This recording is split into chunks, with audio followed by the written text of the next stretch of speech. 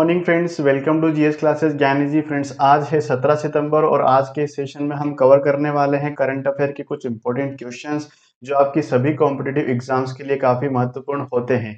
तो सेशन को पूरा देखिएगा, साथ ही लाइक कीजिएगा अगर अच्छा लगे और चैनल को जरूर सब्सक्राइब कीजिए क्योंकि हम डेली आपके लिए यहाँ पर करंट अफेयर के इंपॉर्टेंट क्वेश्चंस लाते रहते हैं। तो चलिए शुरू करते हैं आज का सेशन। आज का पहला प्रश्न अपने पास कि goods and service tax GST council की लखनऊ में कौन सी बैठक चल रही है।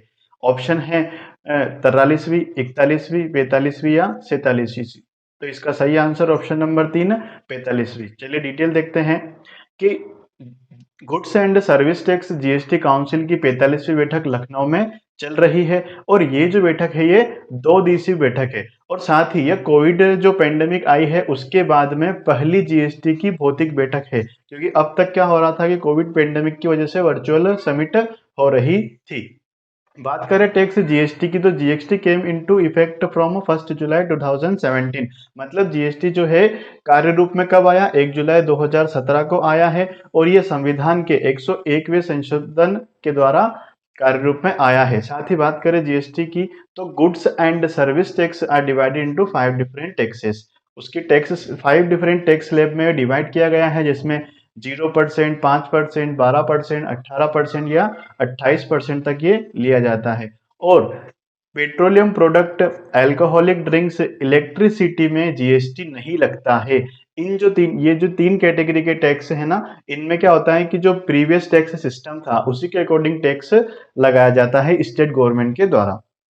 अगला प्रश्न देखते हैं, पीएम मोदी ने कहा नए रक्षा परिसरों का उद्घाटन किया है। ऑप्शन है दिल्ली, लखनऊ, गुरुग्राम या कोलकाता। तो इसका सही आंसर ऑप्शन नंबर 1, दिल्ली।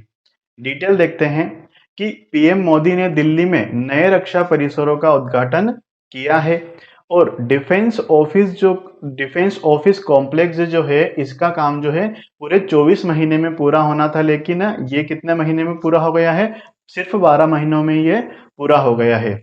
और इस नए रक्षा कार्यालय परिसर का व्यापक सुरक्षा प्रबंध उपायों के साथ अत्याधुनिक और ऊर्जा में कुशल है। साथ ही नए रक्षा कार्यालय परिसर में सेना, नौसेना, वायुसेना सहित रक्षा मंत्रालय और सशस्त्र बलों के लगभग कितने 7,000 अधिकारी इसमें शामिल होंगे। अगला प्रश्न देखते हैं, निम्न में से किसने जल जीवन मिशन पर 8 पूर्वोत्तर राज्यों के जल स्वास्थ्य यांत्रिकी विभाग के मंत्रियों के सम्मेलन की अध्यक्षता की है। ऑप्शन है राजनाथ सिंह, गजेंद्र सिंह शेखावत, ज्योतिरादित्य सिंधिया या नितिन गडकरी। तो इसका सही आंसर है गजेंद्र सिंह शेखावत। डिटेल देखते हैं, जल शक्ति मंत्री गजेंद्र सिंह शेखावत ने जल जीवन मिशन पर 8 पूर्वोत्तर राज्यों के जन स्वास्थ्य यांत्रिक विभाग के मंत्रियों के सम्मेलन की अध्यक्षता की है और यह जो सम्मेलन था कितना था, बस 1 दिवसीय सम्मेलन था। कहां पर हुआ ये स्टाफ कॉलेज गुवाहाटी में आयोजित किया गया है।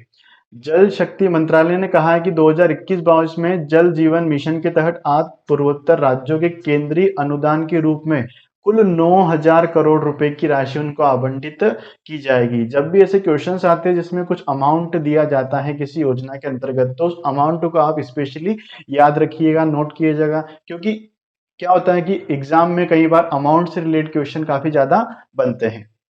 अगला प्रश्न देखते हैं कि विदेश राज्य मंत्री ने किस देश में काम करने के लिए भारतीय नागरिकों की भर्ती की सुविधा के लिए श्रम गतिशीलता पर समझौते पर हस्ताक्षर किए हैं। ऑप्शन है अमेरिका, ईरान, कुवैत या पुर्तगाल। तो इसका सही आंसर ऑप्शन नंबर 4, पुर्तगाल। डिटेल देखते हैं, तो विदेश राज्य मंत्री ने पुर्तगाल में काम करने के लिए भारतीय नागरिकों की भर्ती की सुविधा के लिए श्रम गतिशीलता पर समझौते पर हस्ताक्षर किए हैं। समझौते का नाम जरूर याद रखिएगा आपकी, कौन सा समझौता है, श्रम गतिशीलता समझौता।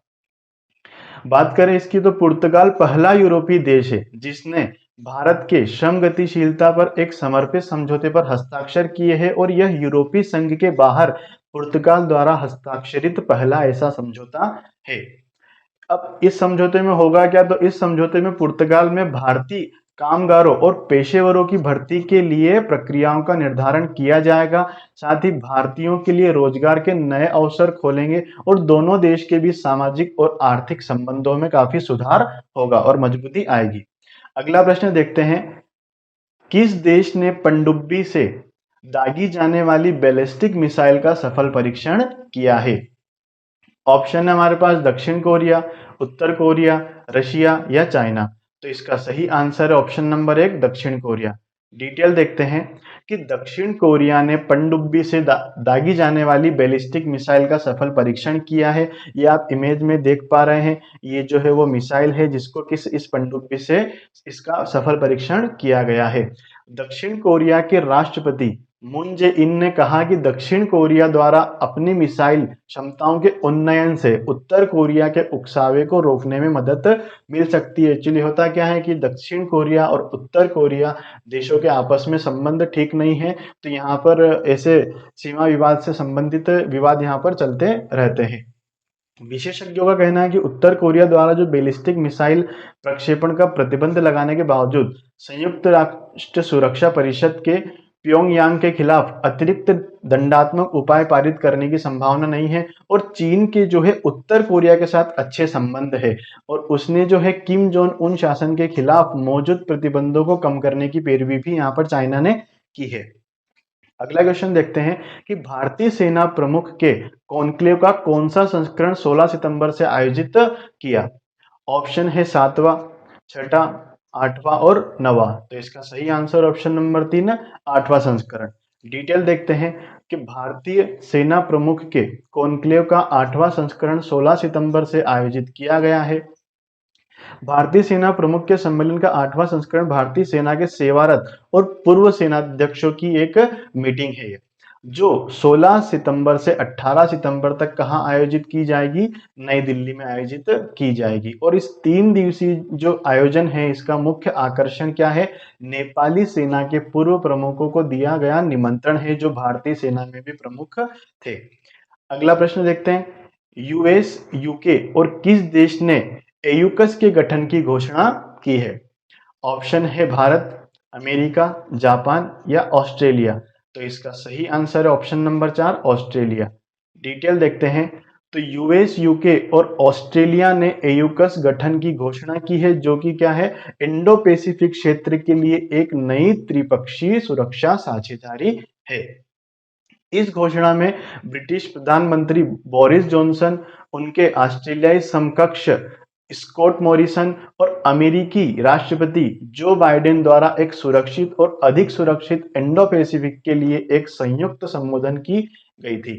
और क्वाड कंट्री के जो लीडर्स हैं जैसे प्रधानमंत्री नरेंद्र मोदी, जापानी पीएम योशिहिदे सुगा, ऑस्ट्रेलियाई प्रधानमंत्री स्कॉट मॉरिस और अमेरिकी राष्ट्रपति जो बाइडेन इस महीने की 25 तारीख को व्हाइट हाउस में मीटिंग करने वाले हैं। नेक्स्ट क्वेश्चन है, किसने डिजिटल कॉमर्स प्लेटफॉर्म इक्विनॉक्स को लॉन्च किया है? ऑप्शन है Infosys, Tata consultancy services, exchanger, Hewlett Packard enterprises. तो इसका सही आंसर है इन्फोसिस। डिटेल देखते हैं कि इन्फोसिस ने जो है digital commerce platform equinox launch किया है। इन्फोसिस ने उद्यमों को अपनी ऑनलाइन और इन स्टोर कार्यों को बदलने और B2B, B2C खरीदारों के लिए व्यक्तिगत ओमनी चैनल वाणिज्य अनुदान प्रदान करने के लिए यह इक्विनॉक्स सूट लॉन्च किया है। और इन्फोसिस के कुल राजस्व के खुदरा खंड का योगदान कितना है? 15% है। अगला प्रश्न देखते हैं कि किसने कक्षा में पहला ऑल टूरिस्ट क्रू लॉन्च किया है? ऑप्शन है इसरो, नासा, स्पेस एक्स या इनमें से कोई नहीं। तो इसका सही answer option number 3 space x. Detail देखते हैं, स्पेस एक्स ने कक्षा में पहला ऑल टूरिस्ट क्रूज लॉन्च किया है और इसका नाम क्या है? इंस्पिरेशन 4। एक चालक दल पूरी तरह से पर्यटकों द्वारा पूरी तरह से बनाई गई पहली कक्षीय उड़ान अब आधारिक तौर पर कक्षा में है। स्पेस एक्स रॉकेट को नासा के केनेडी स्पेस सेंटर से प्रक्षेपित किया गया। यात्री अब कितने 350 मील की ऊंचाई पर कक्षा में अपने 13 फीट चौड़े क्रू ड्रैगन कैप्सूल पर सवार होकर 3 दिन बिताएंगे। अगला प्रश्न देखते हैं कि हाल ही में किस हवाई अड्डे को सीमा शुल्क अधिसूचित हवाई अड्डा घोषित किया गया है? ऑप्शन है इंदिरा गांधी अंतर्राष्ट्रीय हवाई अड्डा, छत्रपति शिवाजी अंतर्राष्ट्रीय हवाई अड्डा या नेताजी सुभाष चंद्र बोस अंतर्राष्ट्रीय हवाई अड्डा और ऑप्शन नंबर 4 है कुशीनगर हवाई अड्डा। तो इसका सही आंसर है कुशीनगर हवाई अड्डा। डिटेल देखते हैं। कुशीनगर हवाई अड्डे को सीमा शुल्क अधिसूचित हवाई अड्डा घोषित किया गया है और केंद्रीय अप्रत्यक्ष कर सीमा शुल्क बोर्ड अधिसूचना 72/2021 सीमा शुल्क जो कि 13 सितंबर 2021 को घोषित किया गया है, इसमें कुशीनगर हवाई अड्डे को सीमा शुल्क अधिसूचित हवाई अड्डा घोषित किया गया है। अब इससे किसको फायदा होगा? तो इससे बौद्ध तीर्थ यात्री सहित अंतर्राष्ट्रीय यात्री की आवाजाही में आसानी होगी। बात करें इस हवाई अड्डे की तो यह प्रदेश का सबसे बड़ा रनवे है और 21 किलोमीटर की लंबाई में चारों तरफ इसमें बाउंड्री वॉल बनी हुई है। साथ ही यह 600 एकड़ में बना हुआ है और भारतीय वायुसेना का बोइंग 737 विमान बीते साल जून को इस हवाई अड्डे पर उतरा है, जो कि कुल 19 मिनट तक यहाँ पर रुका था। नेक्स्ट क्वेश्चन देखते हैं कि ओजोन परत के संरक्षण के लिए अंतर्राष्ट्रीय दिवस कब मनाया गया? ऑप्शन है 11 सितंबर, 13 सितंबर, 16 सितंबर या 15 सितंबर। तो इसका सही आंसर है ऑप्शन नंबर 3, 16 सितंबर। डिटेल देखते हैं। तो ओजोन परत के संरक्षण के लिए अंतर्राष्ट्रीय दिवस बनाया गया है, जो कब मनाया गया है? 16 सितंबर को। अब 16 सितंबर को दिवस मनाया गया है। ओजोन परत के संरक्षण के लिए अंतर्राष्ट्रीय दिवस 16 सितंबर को मनाया, जिसमें ओजोन परत के क्षरण के बारे में लोगों को जागरूकता लाने के लिए दिवस मनाया जाता है, क्योंकि ओजोन परत क्या है? एक नाजुक ढाल है जो पृथ्वी को सूर्य की हानिकारक किरणों से बचा रही है और इसी की वजह से यहाँ पर जीवन संभव है। अब बात करें 2021 विश्व ओजोन दिवस की थीम की, तो इसकी थीम थी मॉन्ट्रियल प्रोटोकॉल कीपिंग अस और फूड एंड वैक्सीन कूल। तो फ्रेंड्स, ये थे आज के करंट अफेयर के कुछ इंपॉर्टेंट क्वेश्चंस। आपको सेशन कैसा लगा कमेंट कीजिए, अच्छा लगा हो तो लाइक जरूर कीजिए, साथ ही चैनल को सब्सक्राइब करना ना भूलें, क्योंकि हम डेली यहाँ पर ऐसे करंट अफेयर के इंपॉर्टेंट क्वेश्चंस लाते हैं जो आपके सभी एग्जाम्स के लिए काफ़ी महत्वपूर्ण होते हैं। तो कल फिर मिलेंगे करंट अफेयर के नए क्वेश्चंस के साथ, तब तक के लिए धन्यवाद।